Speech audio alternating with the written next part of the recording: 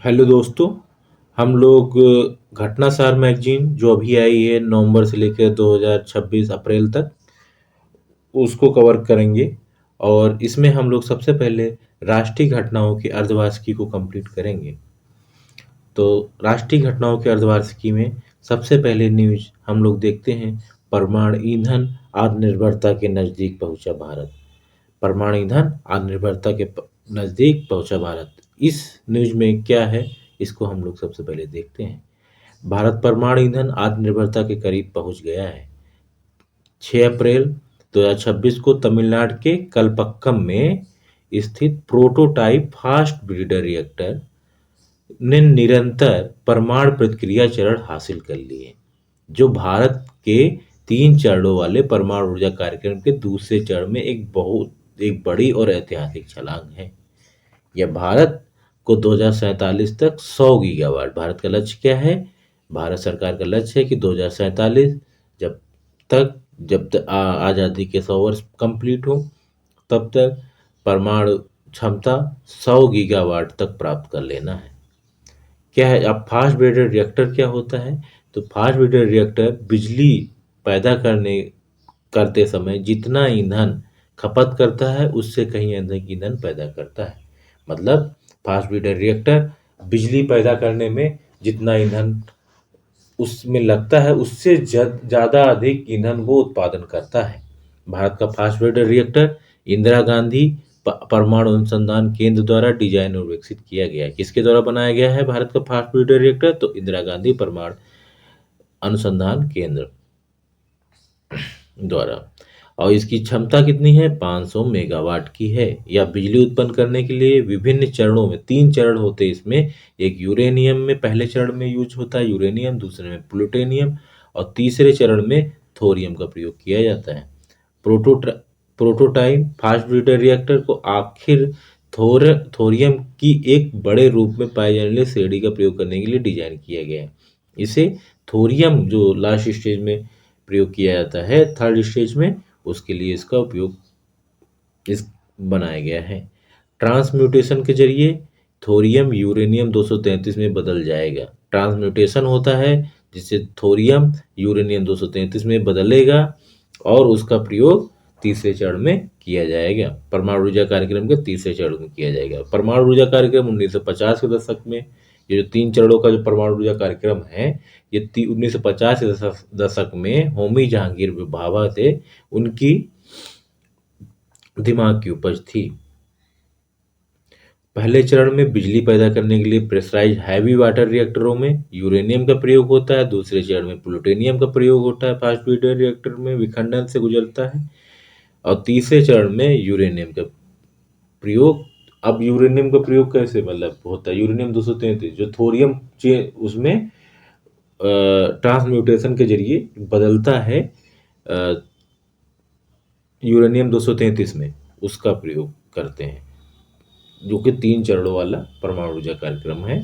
ठीक है, यह भारत के लिए अहम है। फास्ट ब्रीडर रिएक्टर तकनीक के दशकों के अनुसंधान, मतलब काफ़ी इस पे रिसर्च चला है, इसके बाद ये बनी है। भारत विश्व में दूसरा देश है रूस के बाद जो कि यह स्वदेश विकसित कर सका है। अमेरिका, फ्रांस, ब्रिटेन, जापान, चीन ने इस तकनीक को विकसित करने में काम किया पर सफल नहीं हुए हैं। और ये भारत दूसरा देश है, संचालित करने वाला रूस के बाद दूसरा देश होगा व्यावसायिक फास्ट ब्रीडर रिएक्टर। ठीक है, तो इसके अलावा शांति विधेयक, परमाणु ऊर्जा का सतत दोहन और विकास विधेयक 2025 पारित किया गया था अभी दिसंबर में। ठीक है, वित्त वर्ष 2026 के बजट में परमाणु ऊर्जा मिशन की घोषणा की गई है। ठीक है, जिसमें कि 5 शायद, हाँ, 5 रिएक्टरों को 2033 तक चालू करना है। अब 20,000 करोड़ रुपए आवंटित हुए हैं उसमें। और अभी भारत की जो परमाणु ऊर्जा क्षमता है 8.78 गीगावाट है, और जिसको 100 गीगावाट तक ले जाना है 2047 तक। अभी 8 गीगा, करीब 8.95 गीगावाट है ना, 8.8 गीगावाट है इस समय। और 2026 में भारत ने परमाणु ऊर्जा संयंत्रों से 56 मिलियन यूनिट बिजली का उत्पादन किया है। 2026 में 56 मिलियन यूनिट बिजली का उत्पादन किया है, जो कुल विद्युत उत्पादन का 3.1% है।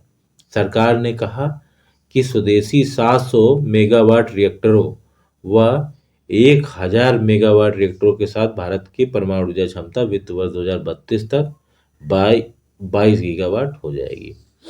तो 2032 तक जो है 22 गीगावाट हो जाएगी क्षमता। भारत सरकार का कहना है कि 2032 तक 22 गीगावाट क्षमता हासिल कर लेगा। अब इसके अलावा दूसरी न्यूज क्या है यहाँ पे देखते हैं। भारत का पहला स्वायत्त समुद्री जहाज निर्माण केंद्र, तो ये नेल्लोर आंध्र प्रदेश में जो जुवेलादिने बंदरगाह पर, कहाँ पे, आंध्र प्रदेश के नेल्लोर जिले में जुवेलादिने बंदरगाह दुनिया का पहला है ये स्वायत्त समुद्री जहाज निर्माण प्रणाली केंद्र की नियुक्ति की गई। दुनिया का पहला, ना कि भारत का, ठीक है। इस सुविधा का विकास मुंबई स्थित सागर डिफेंस इंजीनियरिंग द्वारा 32 एकड़, मतलब किसके द्वारा किया जा रहा है, सागर डिफेंस इंजीनियरिंग के द्वारा इसका विकास किया जा रहा है, ठीक है। यह जहाज़ों के प्रदर्शन के अनुकरण और डिजाइन को अनुकूलित करने के लिए वर्चुअल प्रतिकृतियों का उपयोग किया जाएगा। शिपयार्ड में रोबोटिक वेल्डिंग, 3D प्रिंटिंग और स्वायत्त निर्देशित वाहनों का उपयोग किया जाएगा, ठीक है। इसके अलावा तीसरी न्यूज पे हम आते हैं।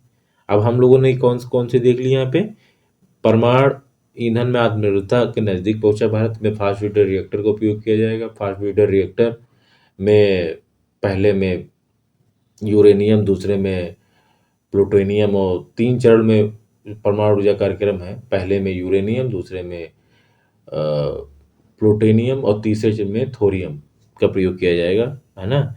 और इसके लिए शांति बिल अभी लाया गया है। फिर इसके अलावा परमाणु ऊर्जा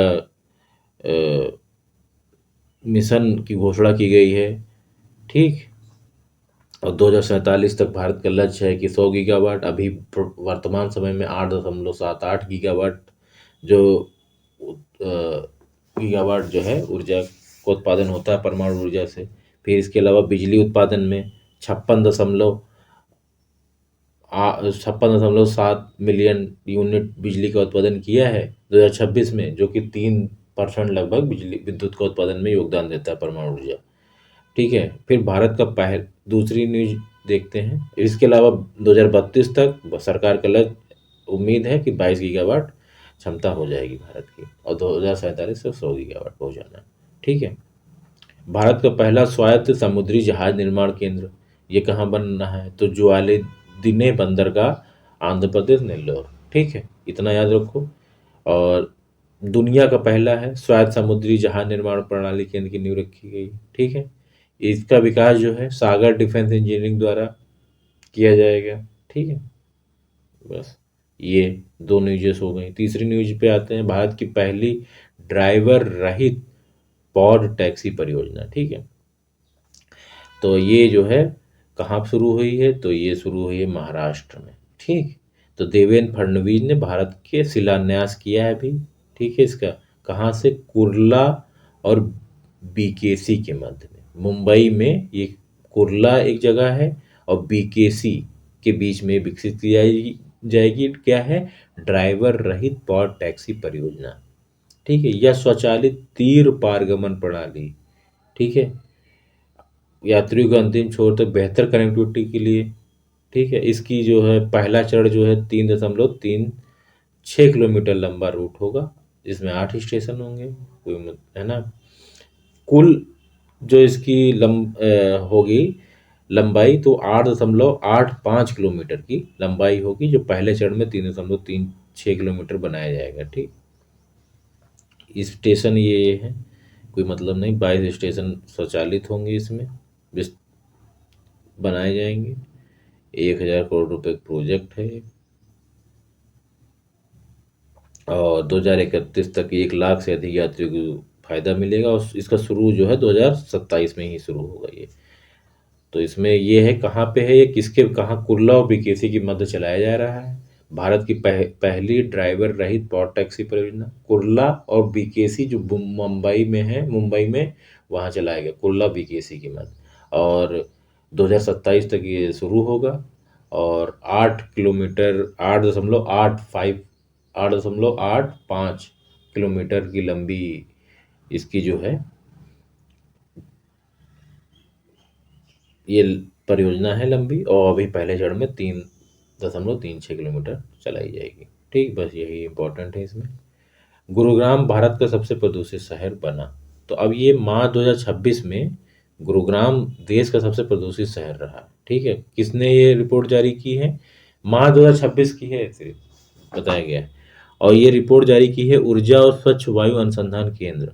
ठीक है, ऊर्जा और स्वच्छ वायु अनुसंधान केंद्र की रिपोर्ट के अनुसार मार्च 2026 में गुरुग्राम देश का सबसे अधिक प्रदूषित शहर रहा, जहां औसत PM 2.5 स्तर कितना रहा? 116 UG पर एम क्यूब है ना, दर्ज किया गया। ठीक है, जो सुरक्षित सीमा से काफ़ी अधिक है। खासकर ये जो बच्चे हैं और बुजुर्ग हैं उनके स्वास्थ्य के लिए हानिकारक है। रिपोर्ट में 10 सबसे प्रदूषित शहर हरियाणा, जिसमें हरियाणा के 4 हैं, गुरुग्राम है, फरीदाबाद, बहादुरगढ़, मानसेर। ये 10 सबसे प्रदूषित में हरियाणा के ही 4 हैं। ठीक, और दिल्ली के आसपास के शहर गाजियाबाद, भिवाड़ी, नोएडा। ठीक है, पूरे वित्त वर्ष में सबसे ज़्यादा प्रदूषित 2025-26 में गाजियाबाद रहा है, और मार्च में गुरुग्राम रहा है। ठीक है, तो देख सकते हैं कि गाजियाबाद सबसे प्रदूषित शहर रहा वित्त वर्ष इसमें। ठीक है, देहरादून सबसे अधिक सुधार किया है, और विशाखापत्तनम ने सबसे ज़्यादा गिरावट दर्ज की है। इस जो सेरा की रिपोर्ट आई, सेरा इसको बोलते हैं, CERA, सेरा, और ऊर्जा और स्वच्छ वायु अनुसंधान केंद्र की रिपोर्ट में। ठीक है, सैन्य ढांचे में बड़े बदलाव की दिशा में ऑपरेशन तिरंगा जो है चलाया गया है। इसने जो है चीफ ऑफ जो CDS हैं, भारत के chief of defence staff Anil Chauhan ने देश में सैन्य ढांचे में बड़े बदलाव को लेकर महत्वपूर्ण जानकारी दी है। क्या है? रण संवाद 2026 कार्यक्रम चल रहा था।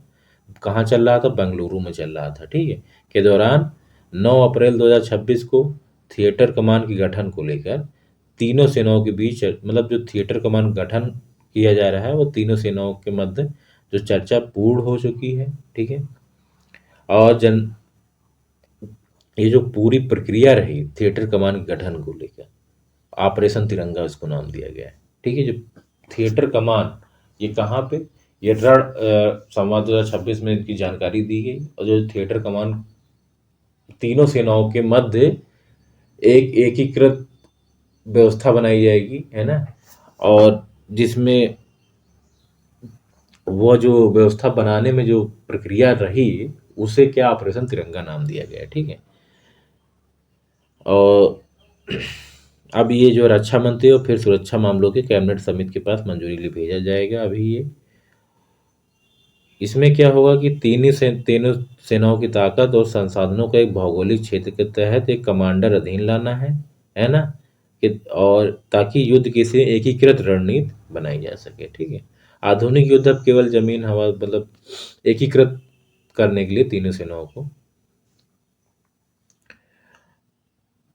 एकीकृत कमान बनाने से संसाधनों को बेहतर उपयोग होगा। ठीक है, और ये कब से ये जो थिएटर कमान जो बनाया जा रहा है, ये 2019 से जो CDS का जब पद पहले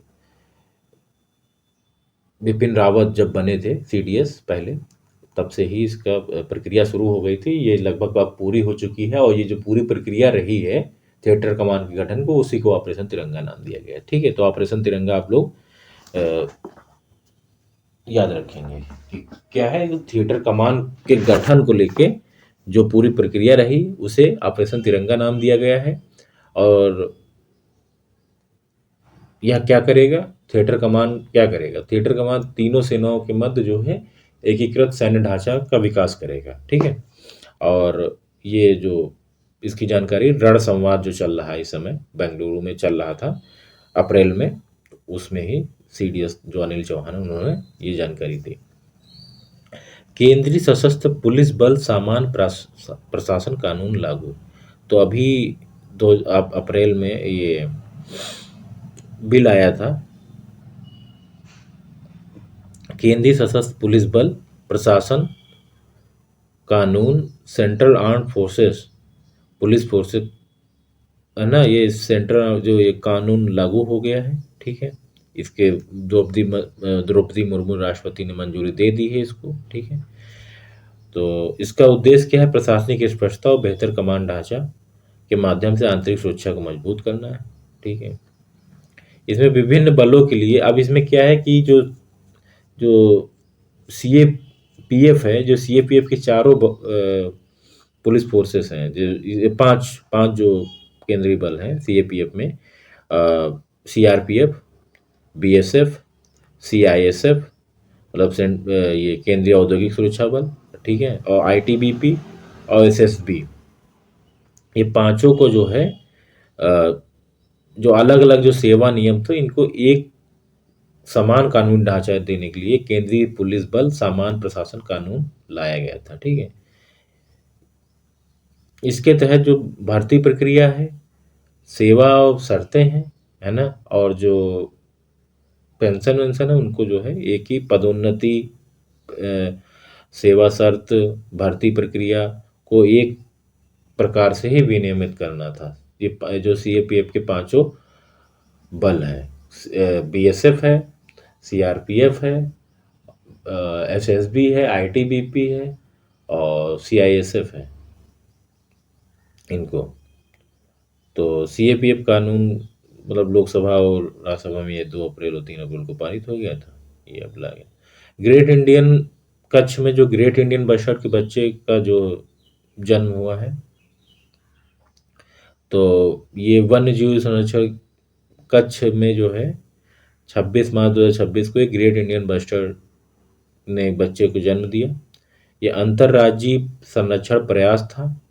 इसमें क्या हुआ कि जो जैसलमेर जिसमें जैसलमेर जिले के सैम से गुजरात जिले के नालिया तक 15, मतलब इसमें क्या हुआ कि वहाँ पे जो कच्छ में बच्चे नहीं थे ग्रेट इंडियन बस्टर्ड के, जीआईबी के, तो उसको सबसे पहले जैसलमेर में लाया गया और वहाँ पे जो अंडा था उसको जीआईबी के वो जो है निषेचित करवाया गया, क्योंकि वहाँ पे नर जीआईबी नहीं थे, मतलब जीआईबी मतलब ग्रेट इंडियन बस्टर्ड वहाँ पे नहीं थे कच्छ में, जिससे क्या होता था जो अंडा होता था वो निषेचित नहीं हो पाता था और उसी अंडे को लाया गया यहाँ पे जैसलमेर का जो जिला है सैम से गुजरात वहाँ से लाया गया और यहाँ पे निषेचित करवाया गया जैसलमेर में, राजस्थान में, और फिर वापस ले जाके गुजरात कच्छ में उसको दिया गया जहाँ वो अंडे को, जहाँ से वो बच्चे को जन्म दिया। ये जो है अंडा स्थानांतरण अभियान के तहत इसका जो है जन्म हुआ है बच्चे का। इस अभियान के तहत राजस्थान के प्रजनन केंद्र में निषेचित अंडे को पोर्टेबल इंक्यूबेटर में रखकर कच्छ तक पहुंचाया गया और 22 मार्च को मादा बस्टर्ड की घोंसले में एक से गए अंडे की जगह रख दिया गया और जहां 26 मार्च को एक स्वस्थ चूजा जन्म लिया। ठीक है, और इस जो पद्धति अपनाई गई है जंप स्टार्ट पद्धति, देश में गंभीर रूप या पहला जन्म जो कौन सी पद्धति है? जंप स्टार्ट पद्धति, जो कि ठीक है, देश में जंगली क्षेत्रों में अनुमानित रूप से केवल 150 जीआईबी मतलब ग्रेट इंडियन बस्टर्ड ही बचे हैं, जिनमें अधिकतर राजस्थान में है। एक बड़ा पक्षी जो घास के मैदान में आवास का एक प्रमुख संकेतक है। शिकार, आवास का नुकसान और हाल के वर्षों में राजस्थान और गुजरात में उनके आवास को पार करने वाले ऊर्जा पारेषण लाइनों से टकराने, जो विद्युत की लाइनें होती हैं उनके टकराने से लुप्त हुए हैं। केवल हिंदू, सिख या बौद्ध धर्म अनुयायी ही मतलब एससी हो सकते हैं, अनुसूचित जाति का दर्जा पाने के पात्र हैं, सुप्रीम कोर्ट ने कहा है। सर्वोच्च न्यायालय ने मार्च 2026 को दिए गए महत्वपूर्ण निर्णय से स्पष्ट किया है कि अनुसूचित जाति का दर्जा केवल हिंदू, सिख और बौद्ध धर्म के अनुयायी तक सीमित है। ठीक है, इसमें मतलब हिंदू, सिख और बौद्ध धर्म ही आएंगे जो एससी का दर्जा ले सकते हैं। यदि कोई व्यक्ति ईसाई या अन्य धर्म में धर्मांतरण करता है तो संविधान अनुसूचित जाति आदेश 1950 के तहत एससी की पात्रता जो मिलती है वो समाप्त हो जाएगी। इसमें जो पीके मिश्रा और मनमोहन ये ने की पीठ ने प्रावधान बाध्यकारी है, कहा कि प्रावधान इसमें जन्म के आधार पर किसी प्रकार की व्याख्या की गुंजाइश नहीं है। ऐसा नहीं कि तुमने जो है धर्मांतरण कर लिया और तुम जन्म के आधार पे तुम उस अनुसूचित जाति के हो, धर्मांतरण तुमने मुस्लिम में कर लिया, ईसाई में कर लिया और इसके बाद तुम जो है आके अनुसूचित जाति का दर्जा मांग रहे हो, तो ये नहीं है। अगर तुमने उसमें कर लिया तो फिर वो नहीं मिलेगा। अदालत ने आंध्र प्रदेश उच्च न्यायालय के निर्णय को बरकरार रखते हुए स्पष्ट किया कि धर्म परिवर्तन के बाद व्यक्ति SC/ST जो एक्ट होता है 1989 का, उसके तहत मिलने वाली कानूनी सुरक्षा का दावा भी नहीं कर सकता है। ठीक है, संविधान अनुसूचित जाति आदेश जो 1950 के अनुच्छेद 3 के अनुसार शुरुआत में केवल हिंदुओं का दर्जा मिला था, जिसे बाद में बौद्ध और सिख को 1956 में और बौद्ध को 1990 में इसमें जोड़ा गया, समुदाय तक बढ़ाया गया। ठीक है, पहले सिर्फ हिंदुओं को मिला था अनुसूचित जाति नियम जो 1950 अनुच्छेद 3 के तहत, जबकि ईसाई मुस्लिम समुदाय से इससे बाहर है। यह निर्णय इस आधार पर हुआ है कि SC/ST मूल रूप से हिंदू सामाजिक व्यवस्था में मौजूद जातिगत भेदभाव और अस्पृश्यता को दूर करने के लिए बनाई गई थी। कोच्चि में स्थित भावसागर रेफरल केंद्र को राष्ट्रीय भंडार की मान्यता, जो कोच्चि में भावसागर रेफरल केंद्र को राष्ट्रीय भंडार की मान्यता मिली। भारत के समुद्री संरक्षण और अनुसंधान को मजबूत बनाने के लिए कोच्चि स्थित भावसागर रेफरल केंद्र को गहरे समुद्र के जीवों के लिए राष्ट्रीय भंडार के रूप में, तो भारत ने समुद्री संरक्षण और अनुसंधान को मजबूत करने के लिए जो कोच्चि में स्थित है भावसागर रेफरल केंद्र को गहरे समुद्र के जीवों के लिए राष्ट्रीय भंडार के रूप में मान्यता दी है। समुद्री जीवी संसाधन और पारिस्थितिक केंद्रों द्वारा विकसित यह सुविधा पृथ्वी विज्ञान मंत्रालय के अधीन कार्य करती है और इसका उद्देश्य समुद्री जैव विविधता का संरक्षण और वैज्ञानिक अध्ययन और ब्लू इकोनॉमी को बढ़ावा देना है। पर्यावरण वन इसे जैविक विविधता नियम के तहत आधिकारिक दर्जा दिया है। यह एक राष्ट्रीय स्तर का वैज्ञानिक भंडार बन गया है। इस केंद्र में पहले से 3500 से अधिक वर्गीकृत समुद्री नमूने मौजूद हैं।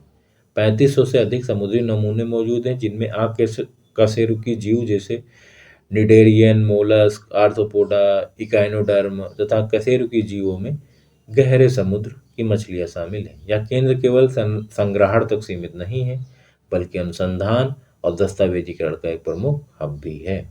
इसकी जिम्मेदारियां में जैविक नमूनों और DNA डेटा सुरक्षित संरक्षण, नई प्रजातियों का संरक्षण और वर्गीकरण अनुसंधान को बढ़ावा देना शामिल है। यह पहल भारत के समुद्री अनुसंधान क्षमताओं को बढ़ाने और महासागरीय संसाधनों के सतत उपयोग को सुनिश्चित करने की दिशा में एक मील का पत्थर है। क्या है? तो जब कोच्चि में भावसागर है रेफरल केंद्र को राष्ट्रीय भंडार की मान्यता दी है भारत ने। यह पृथ्वी विज्ञान मंत्रालय के अधीन कार्य करेगा और ये जैव विविधता को बढ़ावा देगा। जो फिर ठोस कचरा प्रबंधन नियम 2026 सरकार ने बेहतर 2016 में आया था, उसको जो है रिप्लेस किया है। ये ठोस कचरा प्रबंधन नियम 2026 सरकार ने बेहतर और टिकाऊ कचरा प्रबंधन के लिए ठोस कचरा प्रबंधन नियम 2026 लागू कर दिया है, जिसकी अधिसूचना जारी हुई ये जनवरी 2026 में। यह 1 अप्रैल 2026 से प्रभावी हो गया है, जो अप्रैल 2016 के पुराने नियम की जगह लिया। इन नियमों का मुख्य उद्देश्य कचरे का बेहतर पृथक्करण, डिजिटल निगरानी, चक्रीय अर्थव्यवस्था को बढ़ावा देना, साथ ही कचरा पैदा करने वालों उद्योग और स्थानीय निकायों की जिम्मेदारी को मजबूत करना भी है। सबसे बड़ा बदलाव यह है कि अब इसमें जो है, जो पहले जो गीला और सूखा कचरा होता था, इसमें 4 कैटेगरी, 4 कैटेगरी में, मतलब 4 श्रेणियों में बांटा गया है। गीला है, सूखा है, सैनिटरी है और विशेष देखभाल वाले कचरों में अलग अलग अनिवार्य होगा इनमें मतलब बदलाव, जिससे कि रिसाइकलिंग बढ़ेगी और लैंडफिल का बोझ कम होगा।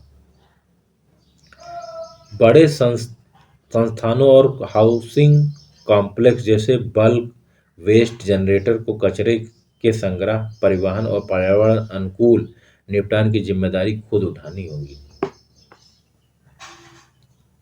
ठीक है, बड़े संस्थान जो है, हाउसिंग कॉम्प्लेक्स जो हैं, बल्क जो वेस्ट जनरेट करते हैं, वो कचरा जो संग्रह और परिवहन और कचरा संग्रह, परिवहन और पर्यावरण अनुकूल निपटान की जिम्मेदारी खुद उठानी होगी। पारदर्शिता बढ़ाने के लिए केंद्रीकृत ऑनलाइन पोर्टल के जरिए कचरे के हर चरण की रियल टाइम निगरानी की जाएगी। साथ ही रिफ्यूज डिराइव्ड फ्यूल के उपयोग को 5% से बढ़ाकर 15% तक ले जाने का लक्ष्य है। ठीक है, अब इसमें मेन क्या है कि इस नियम में 4 श्रेणियों में बांटा गया है। गीला सूखा जो पहले होता था, अब सैनिटरी और विशेष देखभाल वाले 4 श्रेणियां ये हैं। उड़ान 2.0 को मंजूरी दे दी है कैबिनेट ने।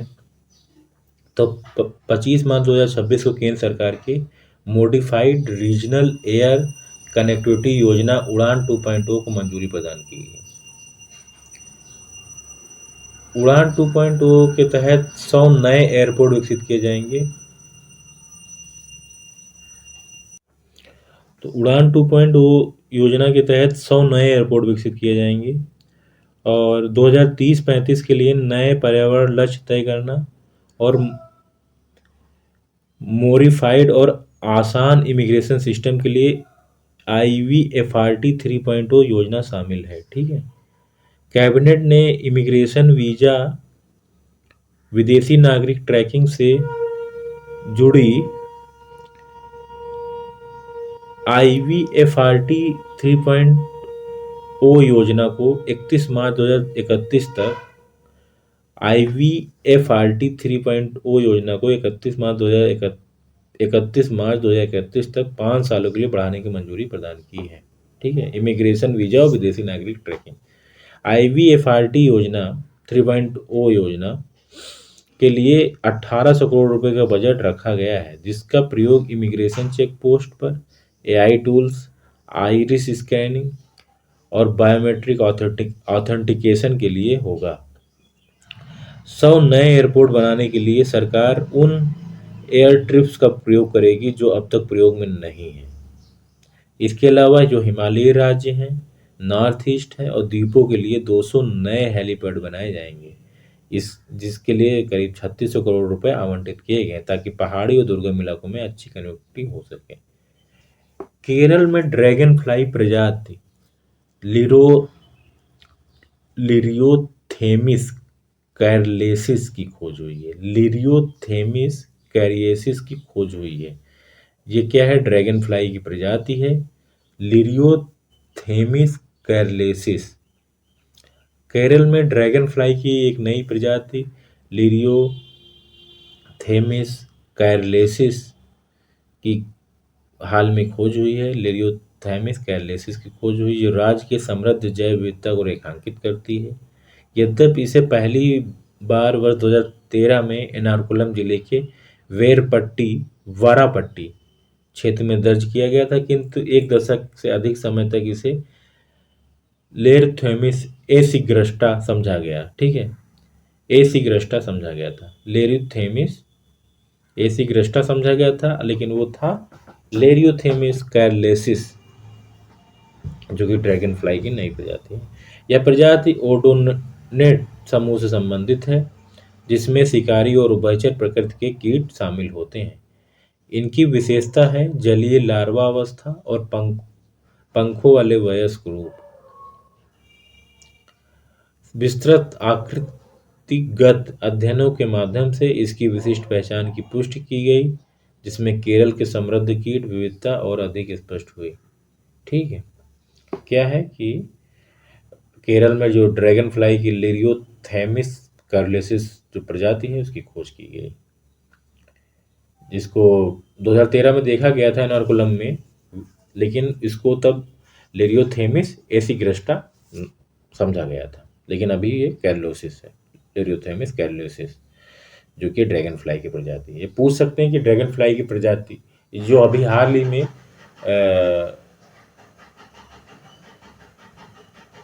इससे इससे ऐसा क्वेश्चन आ सकता है कि जैसे कि केरल में अभी हाल ही में ड्रैगन फ्लाई की कौन सी प्रजाति खोजी गई, तो ऑप्शन दे सकता है कि लेरियोथेमिस कैरलेसिस, लेरियोथेमिस एसिग्रेस्टा। तो कैरलेसिस याद रखना होगा हम लोगों को। सम्राट चौधरी बिहार के 24वें मुख्यमंत्री बन गए हैं। कौन से नंबर के हैं याद रखना, 24वें मुख्यमंत्री सम्राट चौधरी।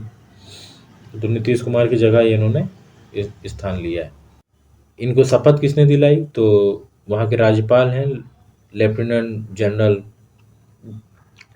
वहाँ के राज्यपाल लेफ्टिनेंट जनरल सैयद अता हसनैन ने पटना के बिहार में 24वें मुख्यमंत्री को शपथ दिलाई।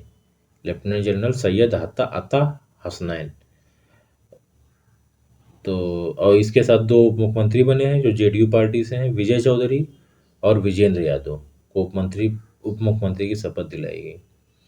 ये आरजेडी में पहले थे, फिर 2014 में ये जेडीयू में गए और फिर बाद में बीजेपी में शामिल हुए और ये मुख्यमंत्री बने। अभी ट्रांसजेंडर व्यक्तियों के संरक्षण संशोधन विधेयक 2026 पारित किया गया है। संसद में ट्रांसजेंडर व्यक्ति अधिकार का संरक्षण संशोधन विधेयक 2026 पारित कर दिया गया है। है ना, इसको राज्यसभा उसमें पारित कर दिया, द्रौपदी मुर्मू ने भी इसको सहमति दे दी है। इसमें क्या किया गया है कि यह विधेयक जो ट्रांसजेंडर शब्द की परिभाषा को पुनर्परिभाषित करता है, ठीक है, इसके दायरे में यौन अभिलाष और स्वयं द्वारा बोधित लिंग पहचान को बाहर रखता है। इसमें यह है कि मेडिकल आपको करवाना होगा, उसी आधार पे आप शामिल किया जाएगा, उसी आधार पर आपको माना जाएगा।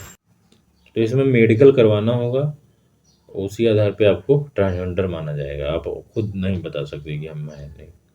सरकार ने इसे कार्यान्वयन में स्पष्टता लाने के उद्देश्य से पेश किया तथा इस संशोधन ने राजनीतिक और सामाजिक हलकों में बहस छेड़ दी है। साथ ही इसमें पहचान के अधिकारों और कानूनी मान्यताओं और व्यक्तियों की समावेशिता को लेकर चिंताएं भी बढ़ रही हैं।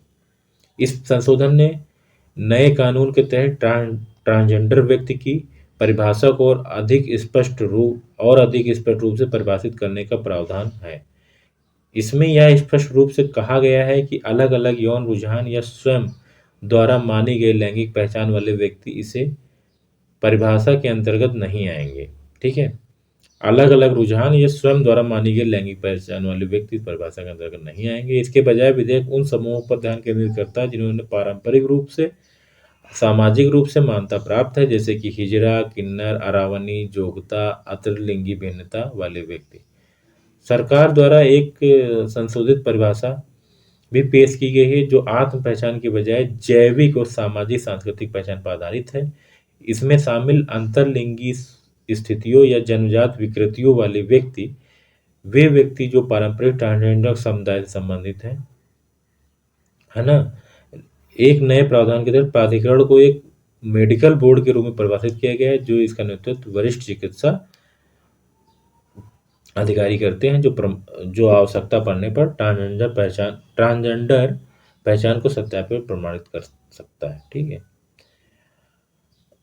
ब्रह्मपुत्र नदी के नीचे सड़क रेल सह सुरंग परियोजना को मंजूरी मिली है।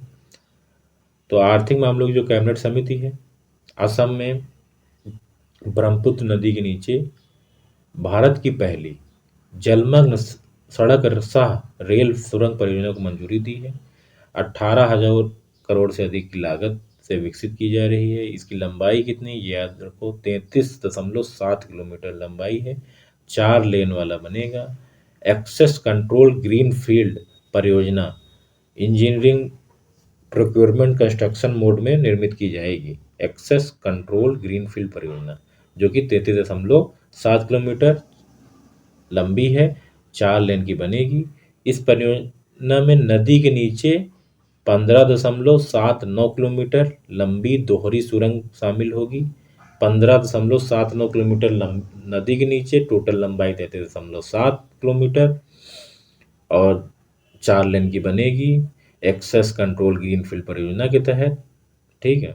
नया राष्ट्रीय मार्ग, और ये गोहपुर और निमालीगढ़, गोहपुर और नुमालीगढ़ को जोड़ेगा, जो नेशनल हाईवे 15 पर स्थित गोहपुर है, और नेशनल हाईवे 715 पर स्थित नुमालीगढ़ को जोड़ेगा, जिससे इसकी दूरी 240 किलोमीटर से घटकर 34 किलोमीटर रह जाएगी, और 6 घंटे के स्थान 20 मिनट में पूरी हो जाए। और ये पूर्वोत्तर के लिए, इसे असम, अरुणाचल, नागालैंड और अन्य पूर्वोत्तर राज्यों को लाभ मिलेगा, और क्षेत्रीय संपर्क और आर्थिक विकास को प्रोत्साहन मिलेगा इससे। ठीक है। तो आज के लिए हम लोग यहीं पे रुकते हैं, बाकी अगले, क्योंकि लंबा वीडियो हो जाएगा फिर, और इसके बाद हम लोग आगे के जो घटनाएं हैं उन पे हम लोग चर्चा करेंगे। ठीक है। तो आज हम लोगों ने एक बार फिर से देख लेते हैं कौन कौन सी घटनाओं पर चर्चा की। तो ब्रह्मपुत्र नदी पर जो नीचे जो सड़क सह रेल सुरंग परियोजना बनाई जाएगी, इसकी लंबाई कितनी होगी? ये 33 किलोमीटर की लंबाई होगी, और जो कि समुद्र के नीचे बनेगा, तो 15 किलोमीटर नदी के नीचे, सॉरी, नदी सड़क सह रेल सुरंग परियोजना है। तो ये 15.79 किलोमीटर नदी के नीचे होगी, और गोहपुर नुमालीगढ़ को जोड़ेगा। ठीक है। ये हो गया है पहली न्यूज। दूसरी है, ट्रांसजेंडर व्यक्ति को संरक्षण संशोधन विधेयक 2026 जो पारित हुआ था, उसमें मेडिकल बोर्ड होगा, जिसकी मुख्य चिकित्सा अधिकारी जो है अध्यक्षता करेगा, और वही जो है आवश्यकता पड़ने पर वो जांच भी कर सकता है कि आप हो या नहीं हो, मतलब ट्रांसजेंडर हो या नहीं। तो थोड़ा इस पे विवाद भी हुआ था बीच में, और स्वयं द्वारा जो आप घोषणा कर देते हैं कि हम ट्रांसजेंडर हैं, तो उसको जो है समाप्त किया गया है इसमें। तो ये है। और दूसरा है कि एक, इसके अलावा सम्राट चौधरी जो है मुख्यमंत्री बने हैं वहाँ के, बिहार के 24वें मुख्यमंत्री हैं, याद रखना। और उनके साथ 2 उप मुख्यमंत्री ने भी शपथ ली है, जेडीयू के हैं, जो विजय चौधरी और विजेंद्र यादव। और जो बीपीएससी अभी दे रहे हैं 26 जुलाई को, वो लोग ध्यान रखेंगे इसको। और उन जो राज्यपाल जिन्होंने शपथ दिलाई है, उनका नाम है सैयद अता हसनैन, लेफ्टिनेंट जनरल है सैयद अता हसनैन। ठीक है। फिर केरल में ड्रैगन फ्लाई प्रजाति लिरियोथेमिस कैरलेसिस की खोज की गई है। ये कहाँ पे की गई है? तो ये एर्नाकुलम डिस्ट्रिक्ट जो है वहाँ पे वेरापट्टी क्षेत्र में, जो इसको हालांकि 2013 में देखा गया था, तो इसे लेरियोथेमिस एसिग्रेस्टा समझा गया था, लेकिन अभी इसका नाम बदल के अभी इसकी पहचान की गई है, तो ये है लेरियोथेमिस कैरलेसिस है। ठीक है। तो ये कहाँ की गई है? तो केरल के वरापट्टी क्षेत्र में दर्ज की गई, एर्नाकुलम डिस्ट्रिक्ट में स्थित है। उड़ान 2.0 को मंजूरी दी गई है, और इसके तहत IVFRT योजना जो है 3.0, इसको जो है 31 मार्च 2031 तक थी, इसको 5 साल के लिए बढ़ा दिया गया है, 31 मार्च 2031 तक के लिए इसको बढ़ाई गई है। और ये नॉर्थ ईस्ट और द्वीप और हिमालयी राज्यों में 200 नए हेलीपैड बनाए जाएंगे, और 100 नए एयरपोर्ट विकसित किए जाएंगे उड़ान 2.0 योजना के तहत। IVFRT 3.0 को ये भी बढ़ाया गया है। ठीक है। ये 31 मार्च 2031 तक कर दिया गया। फिर इसके बाद और ठोस कचरा प्रबंधन नियम 2026 आया। इसमें क्या हुआ? इसमें जो 2 श्रेणियां सूखा कचरा और गीला कचरा होता था, उसके स्थान पे 4 श्रेणियों में बांटा गया है, सूखा, गीला और सैनिटरी और विशेष देखभाल, 4 श्रेणियों में कचरे को बांटा गया। और RDF जो रिफ्यूज ड्राइव फ्यूल का उपयोग जो 5% से बढ़ाकर 15% तक करने का लक्ष्य है इसमें। ठीक। और ये 2026 जो ठोस कचरा प्रबंधन नियम आया है 2026, इससे पहले ये 2016 में आया था, उसका स्थान ले गए। कोच्चि के जो भवसागर है उसको जो है राष्ट्रीय भंडार की मान्यता दी गई है। ठीक है। इतना आप याद रखें। और ये पृथ्वी विज्ञान मंत्रालय के तहत दी गई है। और बायोडाइवर्सिटी बढ़ेगी। एससी का जो दर्जा प्राप्त सिर्फ हिंदू, सिख और बौद्ध धर्म के लोग ही कर सकते हैं। हिंदू 1950 जो एससी अधिनियम, एससी नियम 19 अनुच्छेद 3 के तहत, एससी अधिनियम 1950 3 के तहत हिंदुओं को ही मिला था दर्जा, लेकिन बाद में 1956 में सिख को दिया गया और 1990 में बौद्ध को इसमें शामिल किया गया। और इससे जो एससी एसटी एक्ट होता है उस उसका इसमें कोई ऐसा नहीं कि आप जन्म के आधार पे आप ईसाई या मुस्लिम को नहीं प्राप्त है। तो आपने जन्म लिया और आपने धर्मांतरण कर लिया तो आपको एससी दर्जा नहीं मिलेगा, क्योंकि आपने धर्म बदल लिया है। तो इसके अलावा इस और न्यूज देखते हैं तो जो ग्रेट इंडियन बस्टर्ड के बच्चे का जन्म हुआ है, चूजे का जन्म हुआ है, ये कच्छ में हुआ है और इसको जैसलमेर ले जाके निषेचित करवाया गया नर जीआईबी से। ठीक है, अभी भारत में 150 जीआईबी मौजूद है और जंप स्टार्ट पद्धति इसमें अपनाई गई। ठीक है, अंडा स्थानांतरण अभियान के तहत जंप स्टार्ट पद्धति अपनाई गई इसमें। ठीक, इसके अलावा आप केंद्रीय सशस्त्र पुलिस बल प्रशासन कानून लागू, तो इसमें जो सीएपीएफ की जो 5 बल हैं उसमें जो पदोन्नति, भर्ती प्रक्रिया, जो सैलरी वैलरी है सबका एकीकृत किया गया है। और कौन सी 5 बल हैं तो सीआईएसएफ है, बीएसएफ है और आईटीबीपी है, एसएसबी है,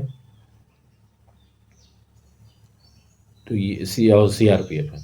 तो ये 5 बलों को एक के तहत लाया गया है। ठीक है, और फिर ऑपरेशन तिरंगा ये थिएटर कमान गठन की जो चलाया गया था, तीनों सेनाओं को एकीकृत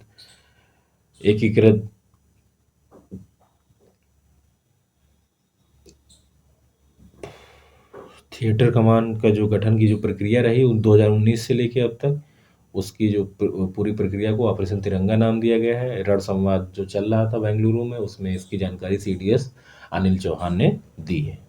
ठीक है, इसके बाद गुरुग्राम भारत का सबसे प्रदूषित शहर बना। ये मार्च 2026 में सेरा की रिपोर्ट आई, जो ऊर्जा और स्वच्छ वायु अनुसंधान केंद्र की रिपोर्ट के अनुसार, और पूरे वित्त वर्ष में 2025-26 के वो गाजियाबाद रहा सबसे प्रदूषित शहर। टॉप 10 प्रदूषित शहरों में 4 हरियाणा के ही थे। इसके अलावा भारत की पहली ड्राइवर रहित पॉड टैक्सी परियोजना, जो कि मुंबई में कुर्ला और बीकेसी के मध्य चलाई जा रही है, 8.85 किलोमीटर की लंबाई है रहेगी इसकी, और जिसके पहले चरण में 3.36 किलोमीटर ये लंबे रूट पर चलेगी। और पहले स्टेज में कुर्ला से बांद्रा ईस्ट के बीच चलेगी। ठीक है, 2027 तक इसका संचालन होगा। भारत का पहला समुद्री जहाज निर्माण केंद्र, जो कि कहाँ पे, नेल्लौर में जुवालिदिने बंदरगाह, नेल्लौर में जुवालिदिने बंदरगाह पे है। ठीक है, दुनिया का पहला है स्वायत्त समुद्री जहाज निर्माण और प्रणाली केंद्र की नींव रखी गई है। ठीक है, और परमाणु ईंधन आत्मनिर्भरता के नज़दीक पहुंचा भारत, तो इसमें फास्ट ब्रीडर रिएक्टर तकनीक का प्रयोग व्यावसायिक रूप से प्रयोग करने वाला दूसरा देश बन गया रूस के बाद, है ना, जिसमें 3 चरण होते हैं। पहले चरण में यूरेनियम के प्रयोग, दूसरे में प्लूटोनियम का, और तीसरे चरण में थोरियम का प्रयोग किया जाता है इस। ठीक है, और 2047 तक परमाणु ऊर्जा के में 100 गीगावाट क्षमता, परमाणु क्षमता विकसित करने का लक्ष्य है भारत का। उस वर्तमान समय में 8.78 गीगावाट उत्पादन कर रहा है परमाणु क्षमता। इसके अलावा 2032 तक सरकार का अनुमान है कि 22.38 गीगावाट लक्ष्य प्राप्त कर लेगा भारत। और इस समय वर्तमान समय में भी कुल विद्युत उत्पादन में 3.1% का जो है विद्युत उत्पादन कर रहा है कुल टोटल, ठीक है। और लास्ट जो चरण होगा उसमें क्या होगा कि थोरियम जो है ट्रांसम्यूटेशन के जरिए यूरेनियम 233 में परिवर्तित हो जाएगा। तो यही जो है आज की न्यूज़ेस रहीं, और हम अब काफ़ी टाइम हो गया है, रिवीजन भी हो गया है। आप लोग अच्छे से इसको रिवाइज करके आइएगा। आगे की न्यूज़ेस जो भी हैं उसको हम नेक्स्ट वीडियो में कवर करेंगे, ठीक है। इसी के साथ आप लोगों का धन्यवाद।